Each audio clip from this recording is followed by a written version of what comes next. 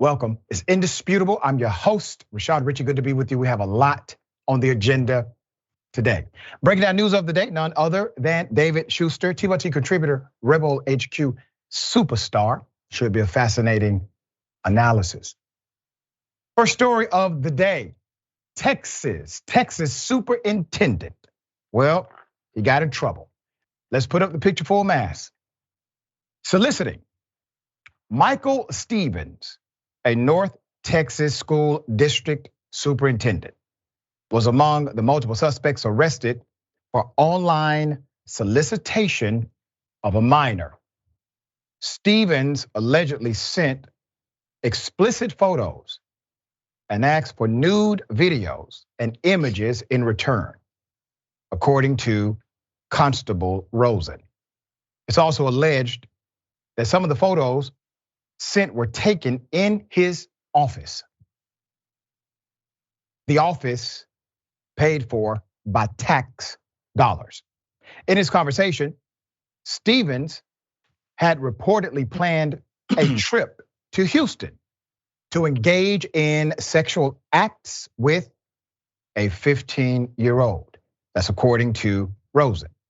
Stevens is a former coach, principal, and assistant principal in various districts around the state of Texas. We're gonna come back to that in just a moment. There's more. In addition to Stevens' arrest, Precinct 1 detained 6 more men who were charged with online solicitation of a minor. Kevin Barahona allegedly had condoms when he went to meet with who he believed was a 14-year-old girl. Investigators said Aaron Gutierrez believed he was meeting a 16-year-old and also brought condoms. Arturo Gonzalez allegedly went to meet a 14-year-old girl for sex. Then investigators said he tried to speed off when he spotted law enforcement instead. Anthony Randall Jacob had condoms when he allegedly tried meeting with a 15-year-old girl. Investigators said Luis Hernandez also brought condoms to meet a 14-year-old girl. Robert Fabila was accused of driving to Houston from Waco to engage in relations with a minor. An investigator said he has 60 pair of used girls' underwear with him. Stevens was headed to Harris County on Thursday to face the charge against him. The rest of the suspects are out on bond. Let's put up the picture of the superintendent again. According to the current report, Stevens has held positions in the district and various districts around the state of Texas as a coach, a principal, an assistant principal, and now superintendent of schools. I highlight this story because this is the reality of many monsters like them, especially the superintendent, who had a long history of intentionally seeking positions of public trust in order, this is my opinion, in order to engage in the, let's call it perversion, he is alleged of doing. Now, naturally, he will go through a process. It is called due process. Here, this is the court of public opinion. I am not the court of law. He will get his rights afforded to him. The evidence, however, is overwhelming, including the data forensics that shows the back and forth conversation. Now, this is something that's truly adversarial to the progress of a young person, right? Here's what I'm not hearing. I'm not hearing anyone in Texas talk about investigating the various other positions he has been in prior to becoming superintendent. I don't hear that there's a massive investigation into all institutions that he has served as an executive leader over as it relates to children. I also do not hear lawmakers proposing any laws, policy, nothing. This actually is against the progress of children. But I guarantee you, if this would have been, let's say, a book that talked about Black oppression in 1958, and a student said, I'm uncomfortable because the parent told them to say it, all of a sudden, there's a massive movement around getting rid of that book, getting rid of that teacher, and possibly even codifying it into law. They are literally making laws based on opinion and review. A review of a book, well, you don't like it, let's ban it. We can't ban it. What do you mean? We can just make a law and say it's banned. They're not dealing with the issues that our children are actually facing. That's my point. They're not going to make policy changes or recommendations or fight to protect children. They simply want to fight to protect their power. And they have found that the route easy for them, the easiest route for them, is to simply keep giving their base the red meat that they have given them for at least the last 7 years. All right, my dear brother, what are your thoughts here? Well, two thoughts. First of all, you're right. There are some misplaced priorities in the Texas education system. But here's the other point. There are monsters. There are people with dark impulses in every single profession. And sadly, that happens with teachers, that happens with counselors, that happens with priests and rabbis and other people who have contacts with children. So you always have to be vigilant. But what's so upsetting is that when it is an educator, these educators are asking kids who have dark impulses or have problems to go and get help and to get some therapy, and that there are resources for you. And there were clearly resources available for teachers, even in Texas, employee assistance programs and all the rest. And the fact that this teacher was not able to say, okay, I have a problem.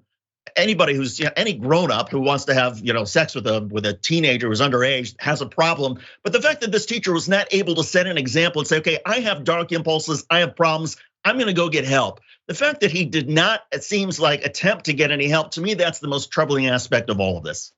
Yeah, we shall see how this pans out. According to sources I know in Texas, he's a pretty influential person. So we shall see if he gets true justice.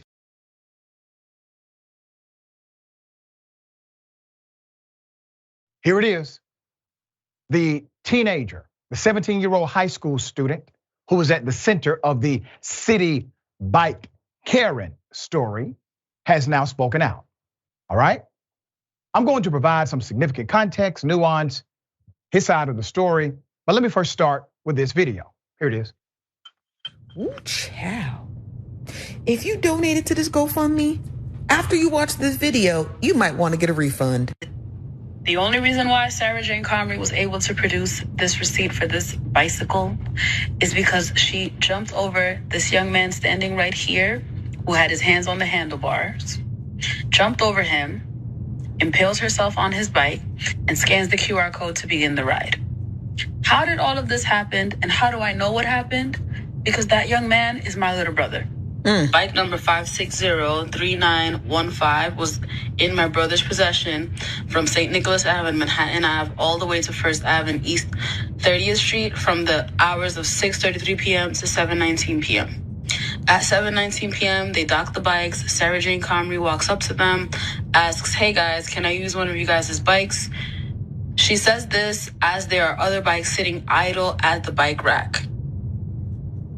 They politely decline. She asks them again, mentions that she's pregnant, and they still decline.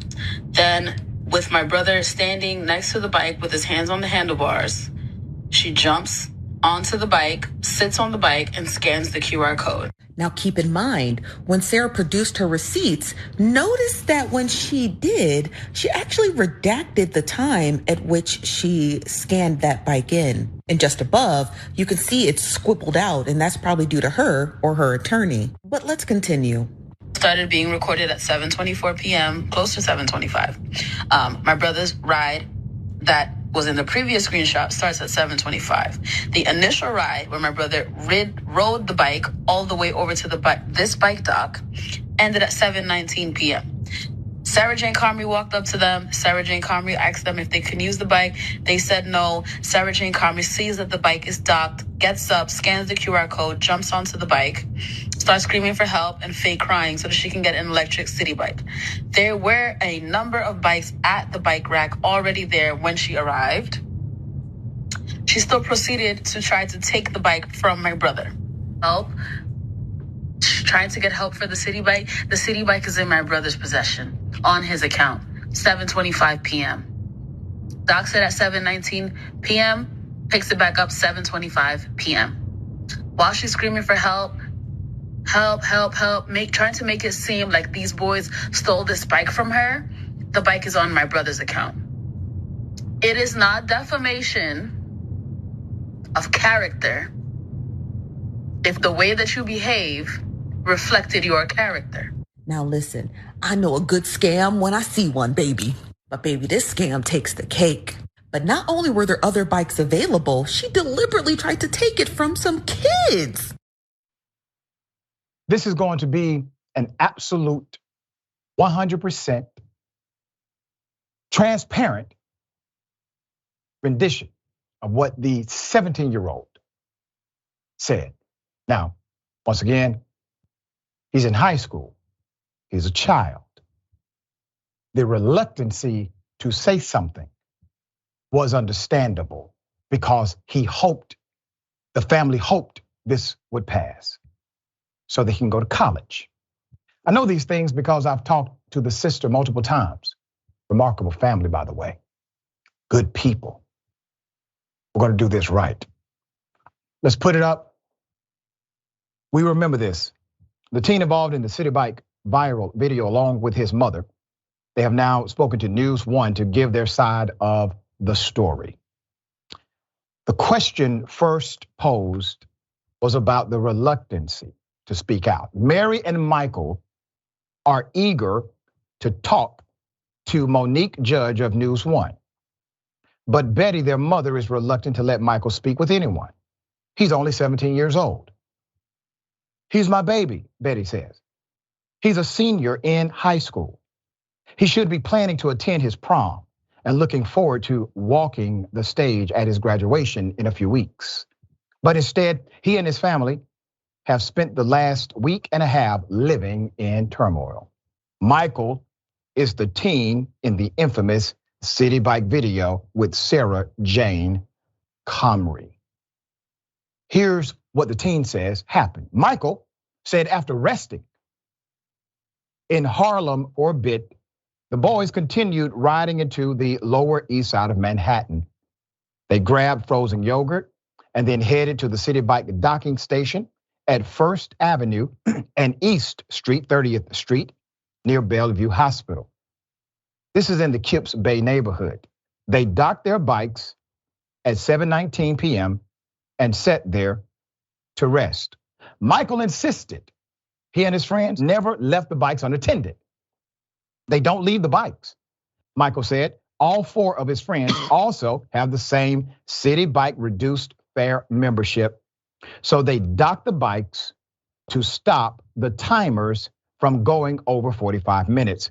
Four of the boys were sitting on their bikes as they rested, but Michael was standing next to his bike with hands on the handlebars. Let me explain what's happening here. The program that they are referring to allows you to drive these bikes or ride these bikes for 45 minutes before it starts to charge you real money. And so in order to save a few dollars because he's 17 and not rich, they will literally dock the bike every 45 minutes or less, dock it back out and ride. This is a normative process. People who are well off do the same thing with the program afforded to them. So this was the background of why he was docking and taking the bike back. Now I'm going to provide a contrast in what the attorney said, what the statement read, and what actually the teenager says happened. They were there for roughly a few minutes when Michael said, Sarah Jane Comrie approached their group. We have a conflict. Keep the graphic up, keep that up. The conflict is in the letter from the attorney. The attorney said the 5 boys approached her. According to Michael, that is completely untrue. They were already there and she approached them. She initially asked one of Michael's friends if she could take the bike he was resting on. He politely declined, informing her that they were going to be leaving shortly and using the bikes again. She next approached a different child in the group and asked him the same thing. The child also politely declined. Michael was still standing near his bike with his hands on the handlebars. Put up the picture again of them two next to each other. Let me explain a few things about the law. She may believe that she should have access to it. And let's say she even scanned something. It is not her property per se. She does not have ownership of the property. She has not yet taken control of it in this moment. And the dynamic of her grabbing the phone, which we do have the picture that shows that action seemed to be quite aggressive. The allegation of her grabbing the phone, well, that's unwanted physical contact. That's called battery, if true. There's more. According to Michael, Sarah Jane Comrie posed a question to him. Can I please have this bike? Michael said he declined. Now, why did Michael decline? Well, according to Michael, this was his only mode of transportation to get home. And he needed his bike to get home. Also, there were other bikes around, as the sister mentioned in the initial video posting. So why did she want his bike? According to Michael, the bike he docked was a newer version bike and easier to ride. Can I please have this bike? Michael said he declined. No, I'm about to take it back out. He told her. Michael said, Sarah Jane Comrie then said to him, I'm pregnant. Can you help a pregnant woman out? Michael said he then told her, I'm sorry, ma'am. I've ridden this bike all the way from the Bronx and I need this bike to get back home. Michael says that is when Sarah Jane Comrie moved closer to him and his bike, leaned over him and scanned the QR code with her phone, even as he had his hands on the handlebars. That is called possession. He has control of the bike. The bike is in his possession. She then pushed her way, according to Michael, onto the bike and attempted to remove it from the docking station and take it anyway. That was at 7:24 p.m. And that is when the boys began recording. Now put up the picture again of Miss Comrie, the 3, okay? According to the young men, they started recording because they were afraid. Things were getting really, really tense. It was escalating. She's yelling for help as if they're robbing her. None of that was happening. None of that was true. Very dangerous situation, obviously. She is putting them in by yelling help in a city like this. Michael says she did move closer to him. He was already there. He's established his location. The rest of the interaction plays out on video. Sarah Jane Comrie, dressed in scrubs, bearing the NYC Health Plus Hospitals logo, removed her work ID badge from her neck, placed it in her bag along with a brown paper bag she was holding and began screaming for help. The boys can be heard repeatedly telling her it's not her bike. During the filmed part of the interaction, Michael was able to successfully push the bike back into the dock. He said he then entered the bike's number into his phone to put the reservation back on his account. Michael said when Sarah Jane Comrie noticed him doing this, she then snatched his phone out of his hand, which is shown in the video. It is amazing to me. Let's put her picture back up. That no one on her side, because believe me, we can see one thing and have many different opinions. Opinions are great. Free speech. But it's interesting that nobody contextualized the reality that she is, one, engaged in this action with a child. He's a minor. Number two, trying to take someone's phone out of their hand is a crime.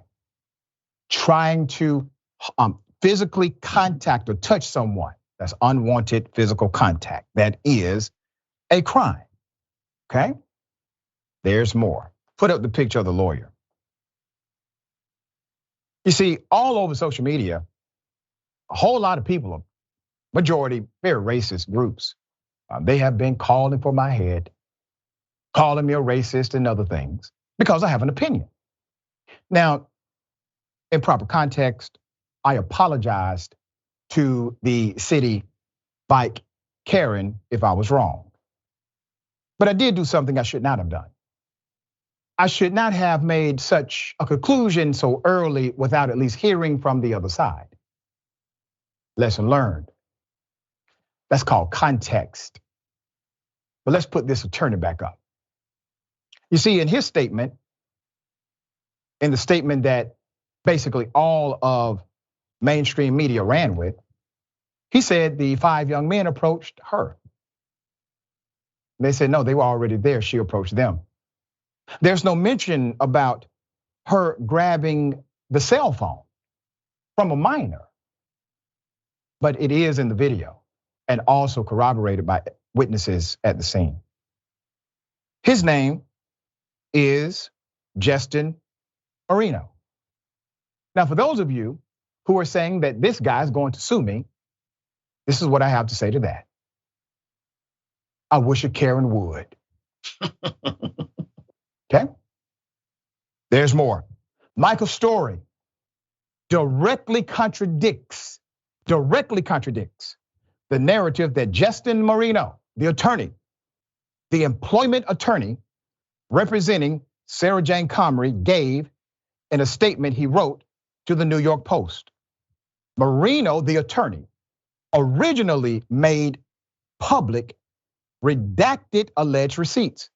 But as of Wednesday, his apparent Twitter account posted the unredacted receipts showing Sarah Jane Comrie had rented the bike for 1 minute at 7:24 p.m. Okay, let's put it up. The family provided News One receipts for the city bike purchases. They show he originally rented the bike at 5:53 p.m. He returned it after his final ride at 10:12 p.m. Each of the receipts he sent for review shows him riding the bike in intervals of 45 minutes or less, redocking the bike, and then taking it out again a short time later. Things turned worse for the teen, the child who's in high school, about to go to college. Things got worse for this teen when Attorney Marino put his statement out in the media. That's according to the family. When those receipts got released, everything flipped, Michael said. People started calling me a thief, a thug, and a black man. The reason why he made that nuance, that context was important is because he's not a black man. He's a black kid. He's a black child. See, he doesn't have a problem becoming a black man, but he is well aware he's a high school student. He's a child. It's definitely having an effect on me, he continued. It's just like, wow, this is crazy, Michael added. She did something wrong, and she basically got rewarded for it. She's made over $100,000 on GoFundMe. She got all the white conservatives on her side. Everyone who was on my side has just kind of stayed silent.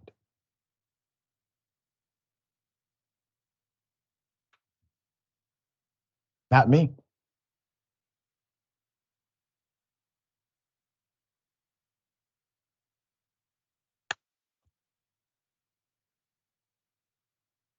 Let me tell you why this is emotional. He's 17. He's 17.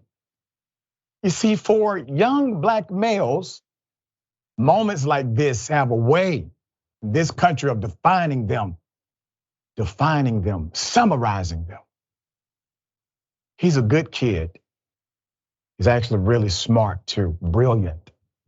He's going to do great things in college. The comments I have seen about him in particular have been very troubling. Many have engaged, obviously, in true defamation. There are those who said, I engaged in defamation against Ms. Comrie. That did not happen. My opinion stands. Nobody here doxed Ms. Comrie. Her information was already out there. 35 million people had already viewed the video. But I'm a 40-plus-year-old black man. I take the darts. The arrows are fine with me. Been taking them for many years. This is a 17-year-old child. Even if you think he should have been more courteous to the woman who said, I want that bike, I don't want those. I want the one you got, okay? I want the one that your hand's on. Even if you say he should have been courteous, just remember it was his courtesy to give. It was his courtesy to give if he wanted to give it. And he had, in my opinion, a very valid explanation as to why he did not give her the bike. People can look at one thing and see it different ways. That happens every day. But let's be clear. Put the attorney back up again. Sir, there's one major issue that I have. And I'm asking for you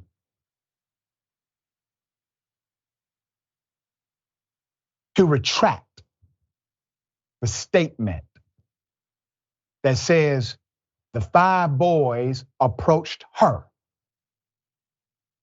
That is my request to you, attorney, because that statement is why so many individuals, a big reason why so many individuals, I believe, are now saying that he's a thief, that they are thugs, that they came at her. You see, narrative, attorney, is important. All right, David, thoughts? Well, a couple of things. I mean, I get how emotionally charged this is all the way around. And we are all entitled in this country of ours to express opinions, to draw whatever analysis we see based on whatever evidence we want. And my analysis has not changed from the beginning. And that is what jumped out to me, even despite knowing the he said, the she said, the conflicting stories, the lawyers, the claims, the back and forth. It jumps out to me that there she was, doing a fake crying in the midst of this dispute. And to me, that signaled that she was looking for trouble. In my opinion, she was looking to validate her own racism. It's my opinion that she was racist in this. It's my opinion that she was the adult in this situation who could have backed off and said, okay, let's calm down. Tell me a little bit more about the bicycles. Why are you so attached to this bicycle? It's the new one. I would like, but she didn't do that.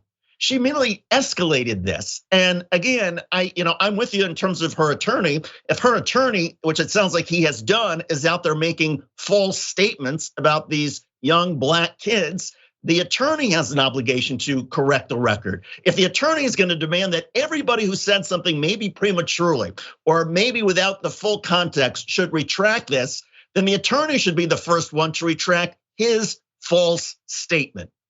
Yeah, and just so you know, I got some people trying to get me the full video because there are cameras in that area. And I want to make it very clear who approached who. So that operation is underway. We'll bring it to you as soon as it comes.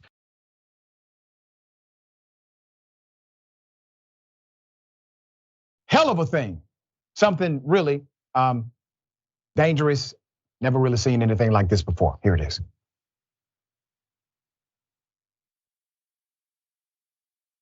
Back now with the bus shootout caught on camera. Newly released surveillance video catching the tense moments a Charlotte bus driver shot at a passenger who pulled a gun on him. That bus driver now fired from his job. We want to warn you, the footage you're about to watch is graphic. Shocking new video shows the dramatic shootout between a North Carolina bus driver and a passenger, leaving the driver out of a job and the passenger facing multiple felony charges. Officials from the Charlotte Area Transit System, or CATS, releasing the video and saying the shootout occurred earlier this month after the passenger, Omari Tobias, asked the driver to make an unscheduled stop. When the driver, David Fullard, refused, Tobias can be heard talking back. That's when Tobias is seen pulling a gun, and Fullard reveals his own. Shots are exchanged as the bus drives off the road. Wow. Let's put up the picture. This had to be a very scary moment for the bus driver. Let me give you the background to this dramatic video. It shows a May 18th altercation between a Charlotte Area Transit System bus driver and a passenger. The driver, his name is David Fuller. Mr. Fuller told the passenger, Omari Tobias, that he would have to wait until the next designated stop to be let off the bus. The argument ensued between the two, resulting in both men sustaining life-threatening injuries. However, both were stable and are expected to make a full recovery. Let's keep the graphics up. I think one thing that stood out to me was the reality of how buses work. I remember as a teenager, I caught the bus everywhere I went. I have requested MARTA bus driver, hey, do you mind dropping me off here instead of here? 90% of the time, they couldn't do it. Said it violated policy, and it did. Courtesies, once again, are for the person to give or not. There's more. In a video, the altercation, the agency released last week, the bus driver and the passenger appear to have an exchange before Tobias pulls out a gun. Okay.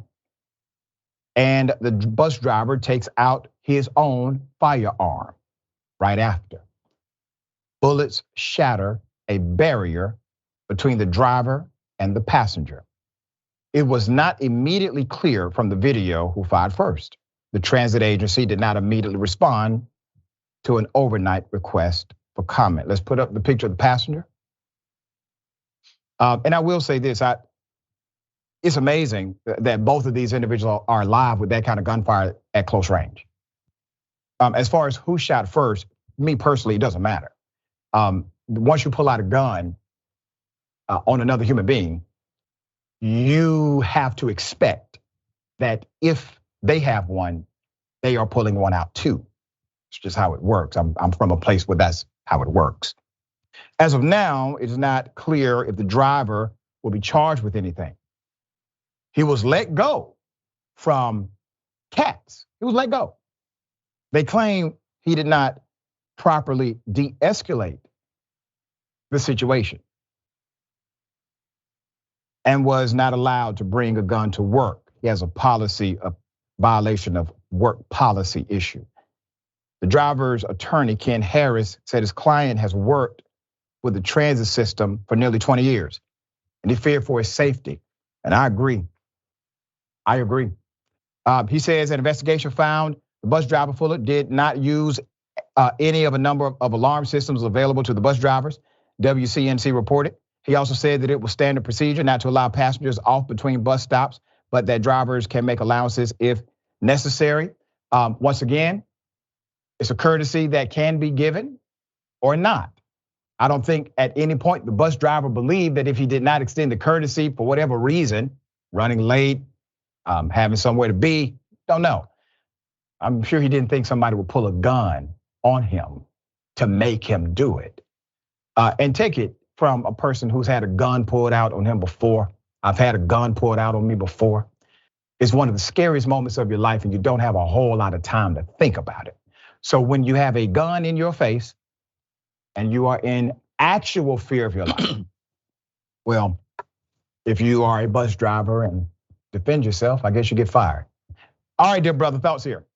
This is a tough one because I get the policy. A lot of municipalities where you're not allowed to have firearms on public transportation. And so fine, that's a violation of policy. But what do you do when somebody's literally threatening your life because you won't extend a courtesy to them of stopping the bus a couple hundred yards before the next stop? Do you just sort of sit there and take, them waving a gun in your face? There's not enough time, I don't think, if I'm the bus driver, to try to set off all the fire alarms and follow all the protocols that have been drilled into you about what you're supposed to do during an emergency. You just react, and this is how they reacted. And sadly, there's so many weapons flowing through our cities and streets and communities that I think we'll see more of this. Yeah, but once again, both men are going to live.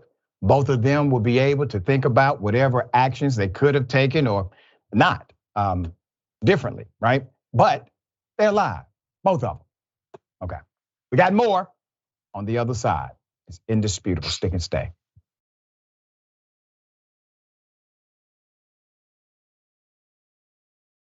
All right, welcome back.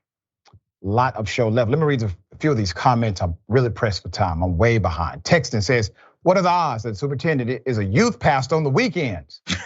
That's true. Like the way at that pace, of course, he's probably involved in some kind of ministry. All right, YouTube.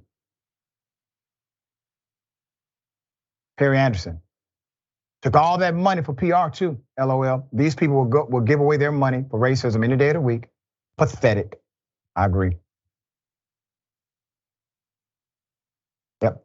Lynn says, when this story was originally reported, I had questioned why the time was redacted on her receipt. She obviously knew, but so obvious she was hiding something. Yeah. Cheesecake Brownie, why on earth would they approach her? What kind of crap attorney does she have? And why does she need an attorney to harass a 17-year-old boy? Can't she just admit she was a Karen? That's too difficult, it's too hard. All right, Tyler Hackner, gifted one indisputable membership, thank you for that. Christopher Moore, thank you, Christopher. Prosecution of activists in the ongoing protests in Copper City, where Senator Warnock, also Stacey Abrams, can you reach out about why they aren't making moves on behalf of their constituency? Already have, at least the two of those individuals you named, okay? And my stance is very clear. What they are doing is utterly disgusting. All right, Pitchfork, Dragon. Thank you for that. Doc, you gotta be on the lookout for wild animals today. You have cougar bait on your show. Oh my God, they're getting so creative. Wow. Every time you come here, man, you're a magnet. I'm a running joke. That's what I've become, but that's okay. That's all right. Man. I'll take you're it. A magnet, brother. You gotta own it. All right. California Love, welcome to Indisputable. Thank you so much. Stephanie Haynes, thank you, Stephanie. Please pardon my ignorance, as the only time I've ever held a gun was in the Navy boot camp in 2004 when I was 17.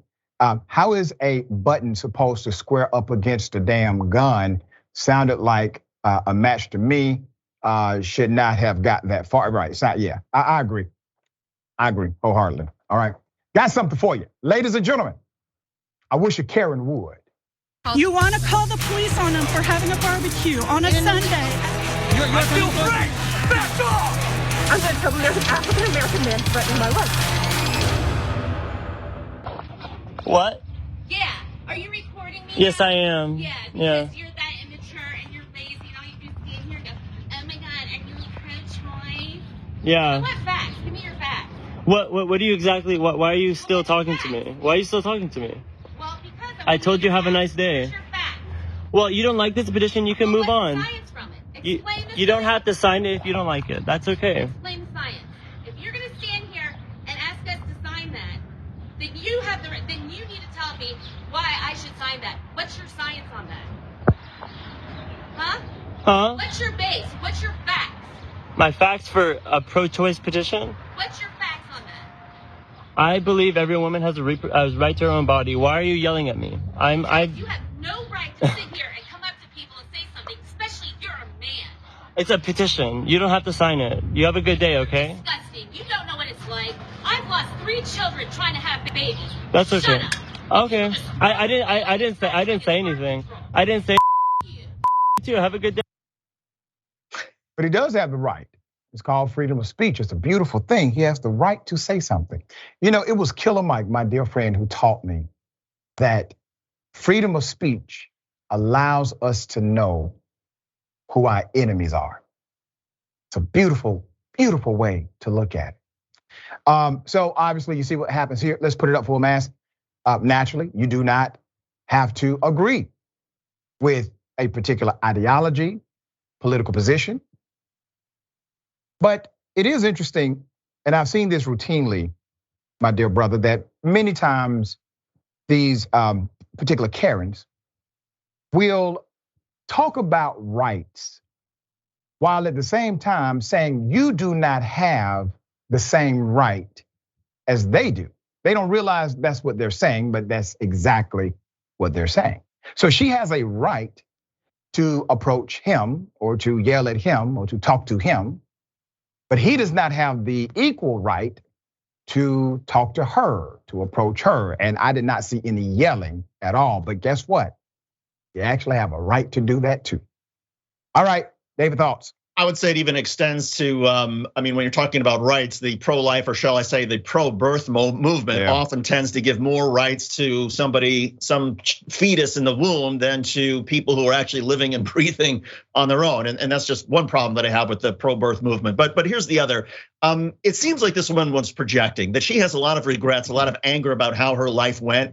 And maybe there is something about people making different choices than the ones that she made that triggers some anger, some visceral hatred that she has. Kudos to the kid, to the guy with the petition for staying so calm and so matter of fact and polite under some pretty difficult circumstances. Yeah.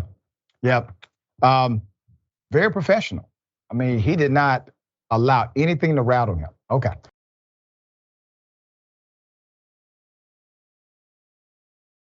Very sad story. Jacky O from Wild 'N Out, one of my favorite comedic shows. She has died. She's died. She was the girlfriend of DC Youngfly, another young man, one of the most talented comedians in the young culture that I've seen. I've interviewed him before as well. He's a beautiful soul himself. We go to this video. Hi, we was calling because somebody is using your social security number, and we need you to confirm that it's yours. So can you please state it? Wait, what? If you know that it's my social, then why do I have to say it? Sir, we're just trying to make sure that is completely right. So can you please, say it? Well, can't you guys just say it first? And then I can confirm?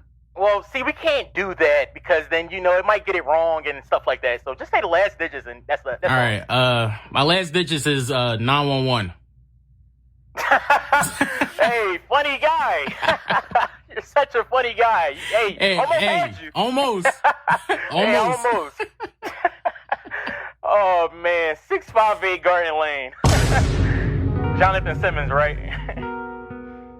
Like, don't laugh in my face like you won, bro. Like, I'm not these normal scam likelies, bro. I'm scammed for sure. Like, yo, who are you? Who am I, bro? I'm finna be you, bro. When I get your socials, that's it. That's checkmate, bro. Like, don't laugh. That's not a. That was basically a PSA, all right? Let's put it up full mass. People that bring smiles to our faces are very special. Former Wild 'N Out star and social media personality Jacky O has tragically passed away at just 32 years of age. She was the longtime partner of comedian, rapper, singer. He actually has an R&B album, and actor DC Youngfly. She also leaves behind 3 young children. The couple shared the youngest of whom was born last year. A statement from a BET Media Group spokesperson said, and I quote, "We are deeply saddened by the passing of Jacqueline Smith, known to the world as Jacky O, a talented Wild 'N Out family member whose impact will forever be treasured and missed. Jacky O was a loving friend and beloved colleague of the Wild 'N Out cast throughout 5 seasons. More importantly, she was a tremendous mother to 3 beautiful children. Although the cause of her death is not clear at this time, reports started circulating online Thursday that Miss O was undergoing a mommy makeover in Miami prior to her untimely death. In a since deleted post, she is seen smiling alongside Dr. Zach, a self-identified liposuction and BBL specialist Dr. Zach reportedly has an extensive list of negative reviews online, with one review recommending patients find another doctor, while another cited, "This was the biggest disappointment of my life." The story will continue to develop. Updates will come. For now, I want you to send your prayers if you are a person of faith, positive vibes if you are not, to DC Young Fly and his children. This family is going through a transition they never imagined could be possible. All right, David, thoughts?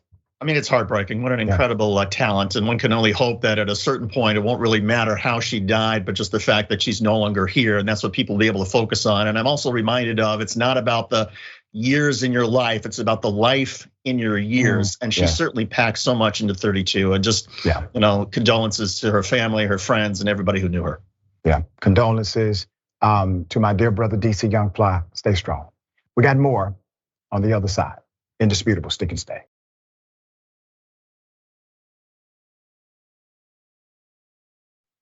All right, welcome back.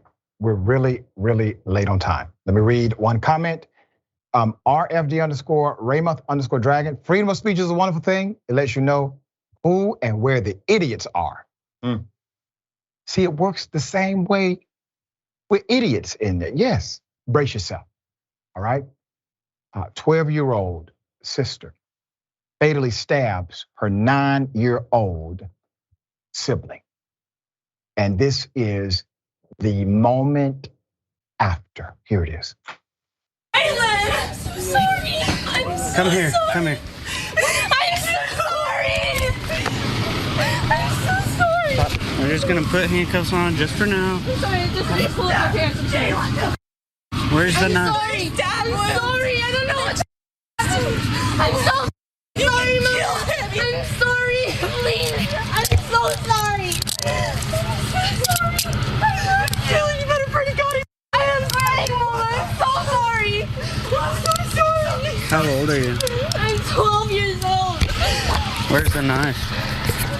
I was upstairs in my room and I threw it out the window and it's behind the apartment right here. You threw it where? I threw it out my window upstairs. Right not up here? right there. It's the room. It's the other room. It's right behind the apartment. This apartment right here. So where would the knife be? On that side? Right behind. Yeah. I'm so sorry, Mama. I'm so sorry. I don't know what happened. There's something not. I'm Hey, so sorry. what's your mom's name? Man, we had to cut that video short.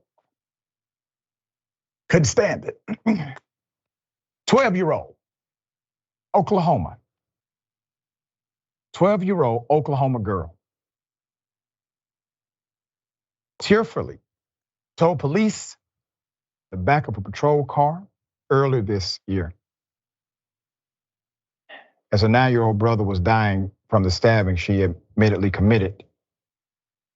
The fatal incident occurred at an apartment in Tulsa's downtown St. Thomas Square neighborhood. This was just before midnight on January 5th, according to the police department. "I'm so sorry," the girl continued. "I don't know what happened. I don't know what happened. I don't know what happened," end quote. The girl also revealed to the arresting officer that she had cut wounds on her arms, which the cop examined during her arrest.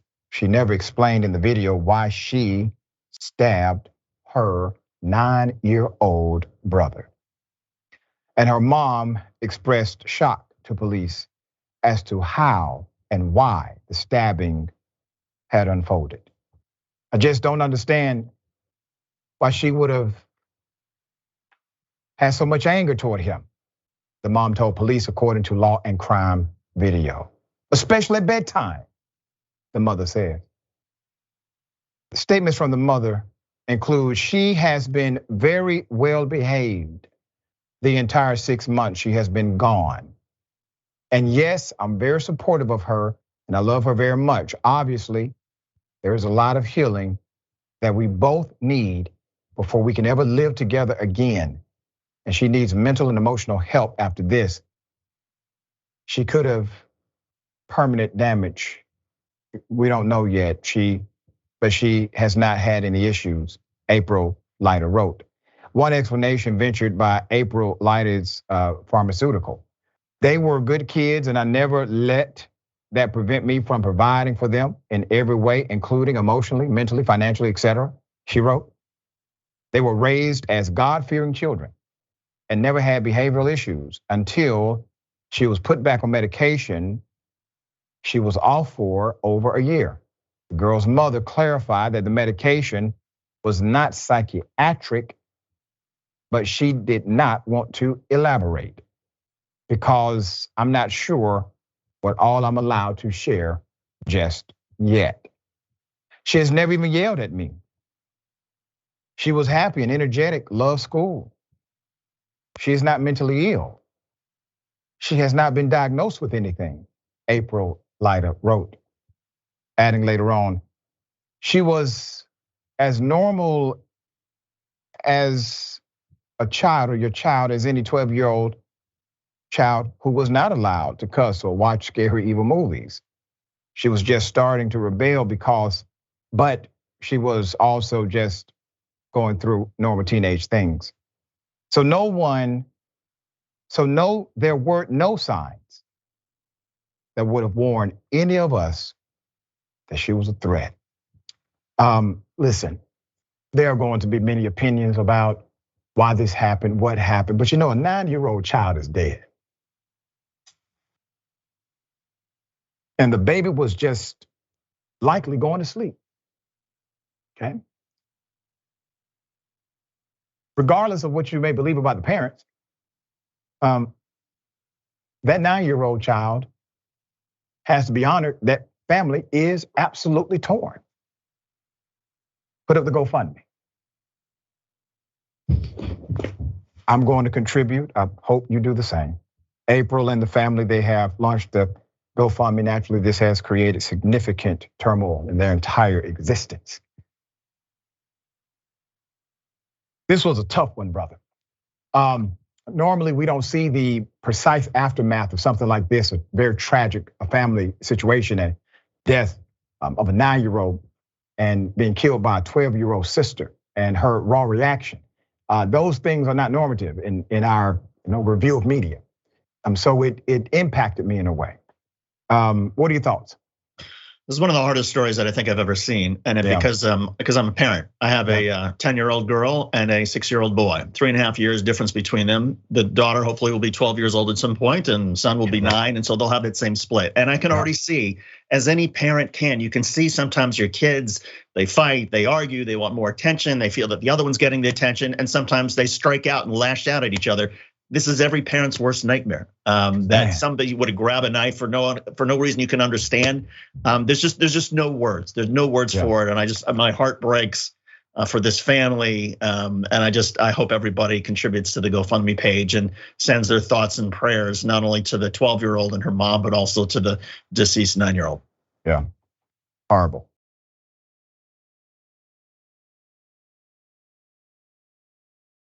There's a video of a car hitting a wrecker. Full speed the wrong way. Here it is. Officials say they don't know how the driver could have missed the flashing lights and emergency vehicles, that she approached this accident scene and the wrecker at full speed. This body camera video shows what happened next. The car rams into the back of the wrecker, then goes airborne, slamming into another car as officers run to help. 10-50 rollover. 1,000 EMS immediate roll. Wow, put up the picture. The irony of hitting the wrecker at the right angle to go airborne like that rather than just crashing, and then coming down specifically on another moving vehicle.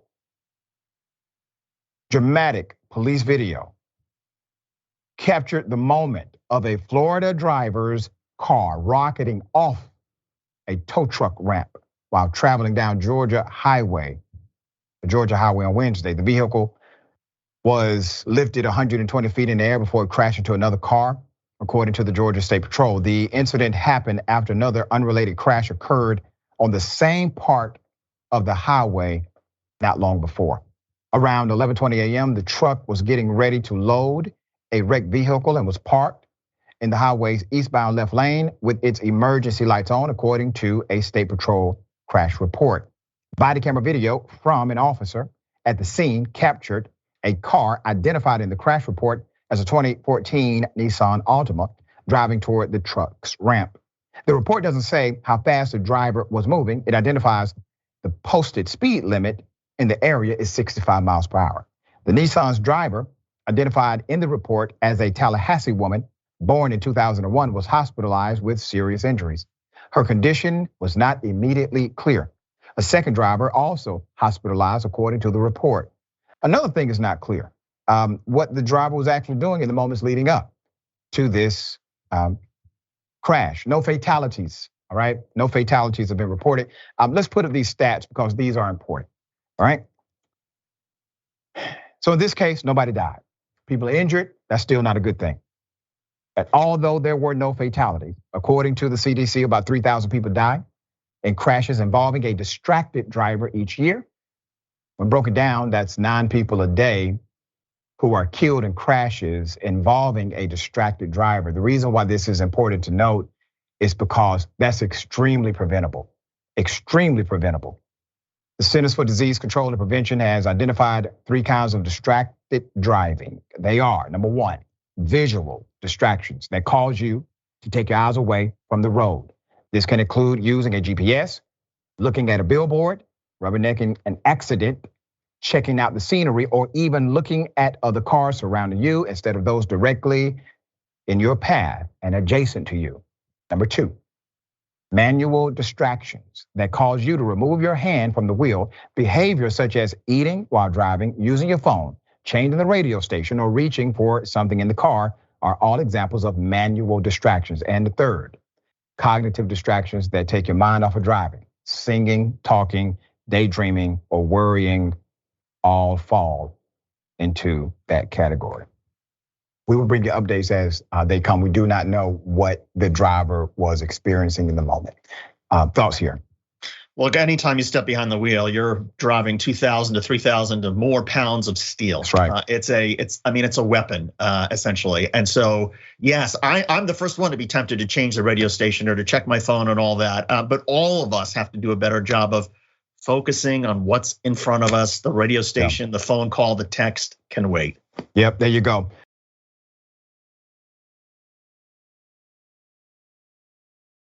We have an update to a story that we covered initially. White male says a bunch of racial slurs, pulls out a gun on children.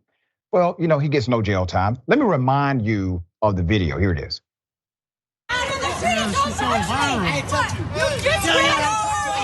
You just ran over my foot!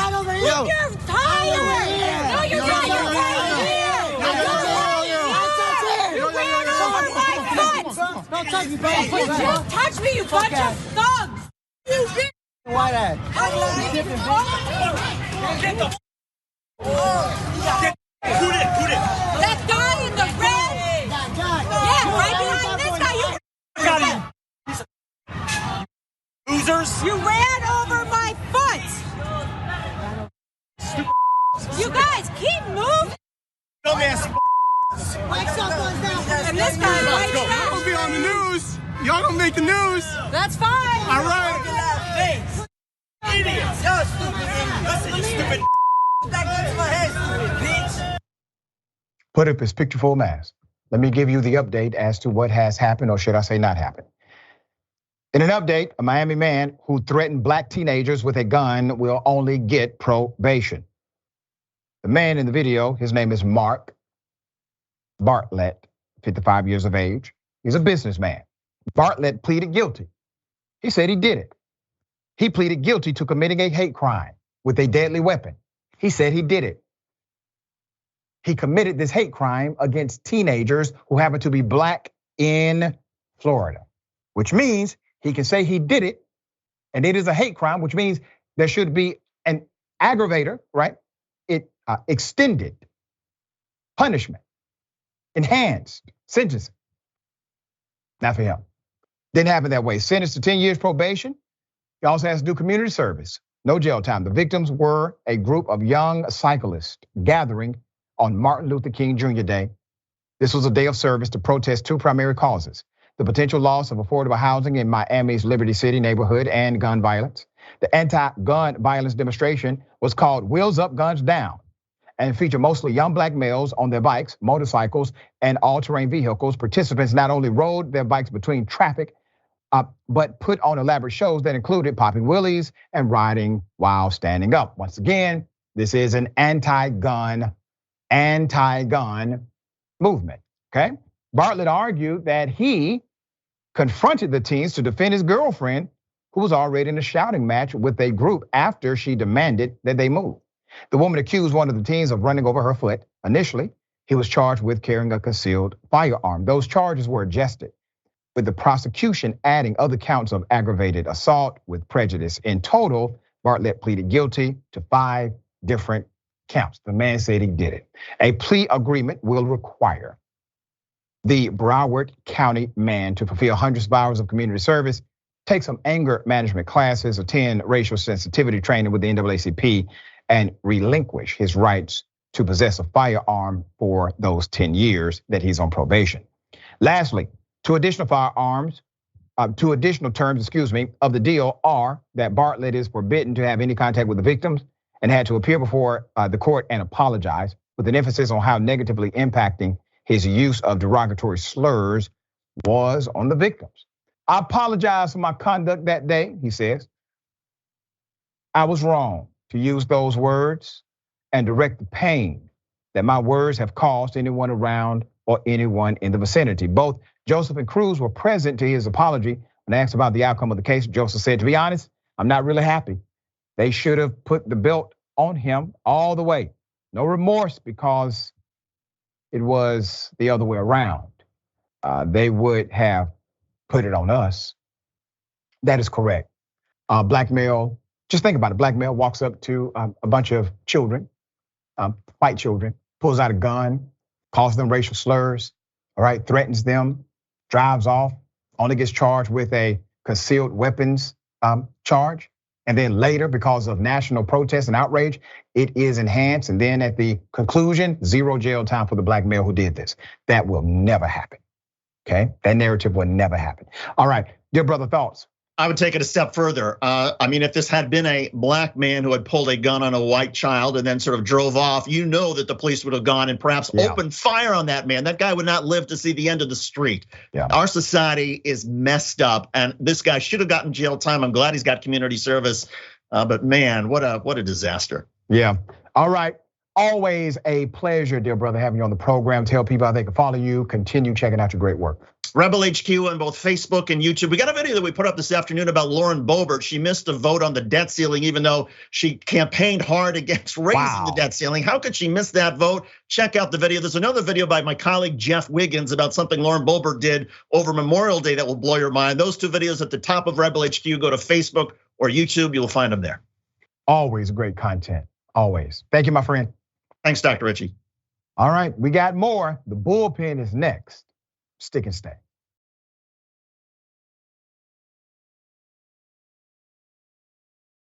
All right, welcome back. Let's get it. Ladies and gentlemen, welcome to the bullpen.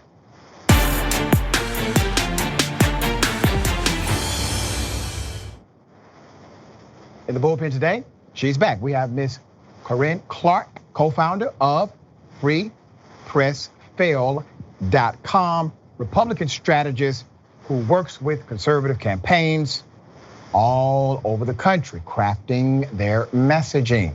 So I thought it would be fitting to have such an expert on the program to talk about the messaging of Trump, specifically as it relates to the new thing, which is, well, there's a recording of him with classified documents, knowing they were still classified, which is contrary to the messaging he laid out that they were not. All right, Ms. Clark, I don't want to presume what you know or believe about Trump's messaging or statement before or after. If you would, offer it, I would then opine.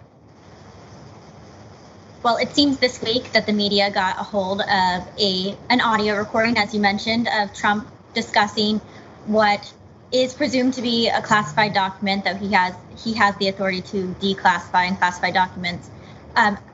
And federal prosecutors are saying that they're pursuing a case against this because it is contrary to what President Trump previously said about classified documents. I think what is concerning about this is that we're seeing yet another lawsuit brought about against Trump that seems to have been leaked to the media before it goes to court for political purposes. And I think what we're going to see here is another case that blows up in the face of liberal prosecutors who spoke too soon, and we'll have to watch how it plays out. You know, that is interesting. You do realize that Donald Trump himself appointed some of these liberal investigators and prosecutors that you all are claiming are left-leaning, even though Trump was behind the appointment. Let me ask you a question in reference to the absolute narrative about him having classified documents. Now, he said they were actually declassified because, and let me just read it to you for the sake of clarity. Sean Hannity posed the question during that infamous interview. Is there a process, he says. What is your process to declassify? Trump replies, there doesn't have to be a process, as I understand it. If you're the president of the United States, you can declassify just by saying it's declassified, even by thinking about it. So let me ask you this question. Can Donald Trump declassify documents by thinking about it? Absolutely. The president is the ultimate authority on classification. And if you look at the regulations of this, there's not actually a lot of law at all that regulates classification. It is all regulated through agency codes, executive orders, or executive boards that have some kind of say on how classification is implemented. And all of those regulations are not regulations of the president's authority. They're regulations of agency authority, because the only authority on classification, the ultimate authority on classification, is the president of the United States. It also works for security clearance like that. Like Donald Trump does not need a security clearance because the people gave him a security clearance when they elected him. He was elected to do with that information what he wants to.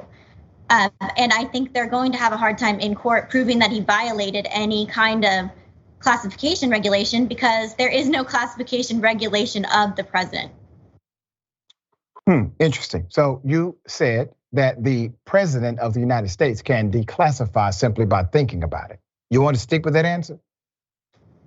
He doesn't need to do anything to declassify. He's allowed to discuss any information as he pleases. Once again, the question is, do you believe Donald Trump can declassify by thinking about it? As he said to Hannity, your answer was yes. I'm giving you an opportunity to correct it if you would like to. But if not, we'll roll with it. Do you believe a president can declassify information by simply having a thought, it is now thus declassified? I believe there is no regulation that says that is not the case. Can a president declassify information by stumping his left toe twice? He doesn't need to do anything. There is no physical action required from the president to declassify information. Anytime that he chooses to discuss information, classified or not, it is at his will to do so. But that's not the issue at hand. Discussion. It absolutely is, because it is discussion, not a violation of law, then it's not illegal. No, ma'am, the discussion is not the issue. The issue is if the documents were declassified or classified. Remember when you all said Hillary Clinton needed to go to prison because she had classified information? That's actually not what we said. That was a much more difficult case. No, that is what many conservatives said. No, absolutely. Many conservatives said that she had classified emails. And those classified emails should have led to her arrest. But the question is real simple. If a president can declassify information just by thinking about it, you have to think about how ridiculous that is, madam. Was Hillary Clinton the president? Say that again? Hillary Clinton was never the president, so you're no. The point is, no, ma'am, that's not the point. The point is, when I said the president is the ultimate authority on classification, I'm going to make my point, and my point is going to be my point. And my point is, if you believe the insanity that Donald Trump can declassify by thinking about it, then why didn't you all say, well, I wonder did President Obama think about it, and thus they will declassify for Hillary Clinton? Because declassification, madam, declassification, I'm going to finish my point, ma'am. Declassification is not for the president, it's for the public. The declassification process allows for the public to have access to the information. So if a president can declassify by way of thinking of it, that means it is available to me and you. Do you not understand that's the reason for declassification? It becomes a public record, right? There's actually several stages of declassification. And yes, there we go. Yeah. Several stages of declassification. I appreciate you coming on the show. Thank you very much. There are many stages, and all of them lie in the hands of the president. The ultimate authority of classification is repeatedly stated through multiple codes and regulations. Well, where's the one about thinking about it? There's not one law, and you have not stated one. But where? No, ma'am, you haven't stated a law that said you can think about declassification as president. If there's not a law that says that this is exactly how you declassify, then it says, as every regulation says, again, it is actually not a law. These are all executive orders and executive regulations. They all say that the ultimate authority lies with the president, and there is absolutely zero regulation on what the president does with that information. There is a ton of regulation of what the executive branch, other than the executive, does. That's what those orders regulate. They regulate agencies, they regulate members of the administration, much like the Secretary of State. And all of those people have very clear instructions on handling of classified information. The president is not under those regulations. So when Trump said that the documents were declassified because he took them out of the White House, but then there's a conversation afterwards where he says, I can't do what I want to do with these documents because they are in fact classified. You as a messaging strategist, do you not see the irony or the conflict of his own narrative? The narrative there is actually, I think, to do with security, that he didn't want to go public with these records, but not that he could not legally possess them. The possession of the documents is not illegal, and there is no regulation that couldn't say that he couldn't declassify them and that he couldn't possess them. Well, this is the Presidential Records Act gives him the authority to remove any documents from the White House that he wanted. And he seems to be discussing that he did not want this to become public because he thought it would be harmful. But if we want to talk about the contents of the documents, that's not what the narrative says, madam. That's not what the narrative says. That's a lie. That's not what the narrative says at all. He did not want to go public because he knew they were classified and he was restricted on what he could do as a former president. That's according to. Well, but that's more than what you have. You just made something up. You don't have a narrative at all that says he said that. Maybe you have an informant at the prosecutor's office that none of us do. No, I read what the report said. Too. Okay, so how did you come up with your conclusion? Where you get yours from? Who told you? The conclusion is that he said he did not want to release it because he thought it could be harmful. From what people have paraphrased, I have not. You know, the audio myself. I've always wondered that question. I've always wondered, if they're declassified and he's supposed to be this great champion doing it for, the people, like he always does. If he has this classified, declassified documentation that should be released to the public, why did he not release one damn document? I actually do think it should be. But why did he not do it? The memo. Why did he not release it? The memo was from General Milley suggesting that. But why did he not release it? To Iran and goes to war with Iran. Donald Trump said, "I think that's crazy. That saved how many American lives, how many Iranian lives, and was better for our entire country." When Biden and we have another. Donald Trump was smarter than some of the stupid generals that we put in power. When I ask that you respect the platform, we do have another show coming up. Just very quickly, when Biden took classified documents, we found out that he had classified documents in his office. When Biden took classified documents out of the White House, or when others have taken classified documents out of the White House, why did you all say what they did was criminal?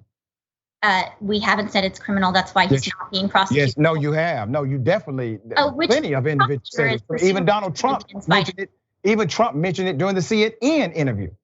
He mentioned it to say that why would I be prosecuted for something that the vice president did as well? There is no prosecution against Joe Biden. I guess you are saying, if they're on equal footing, that you also believe this is ridiculous. Yeah. So we agree then.